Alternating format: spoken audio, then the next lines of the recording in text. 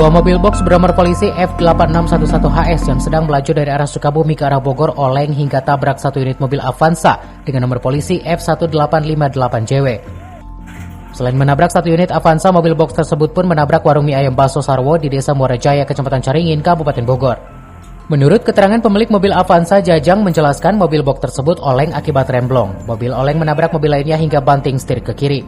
Ia menjelaskan kejadian itu terjadi pada pukul 11 waktu Indonesia Barat dan diketahui mobil box tersebut mengangkut produk milik Unilever.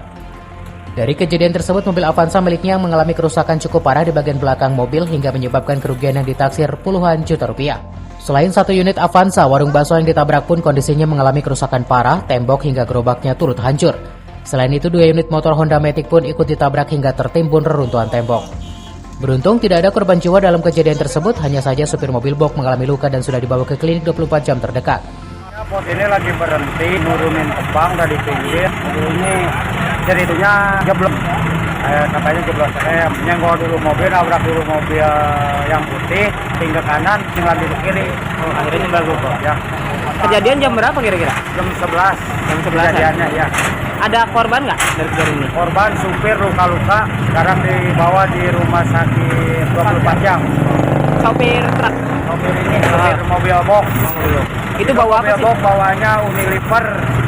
Produksi Unilever. Pak, kalau bapak sendiri kerugiannya kira-kira berapa, Pak? Dari mobil bapak? Ya, kerugian saya sekitar kebetulan mobil kurang lebih 10 jutaan. Dari Kabupaten Bogor, Cevi Suryadi melaporkan.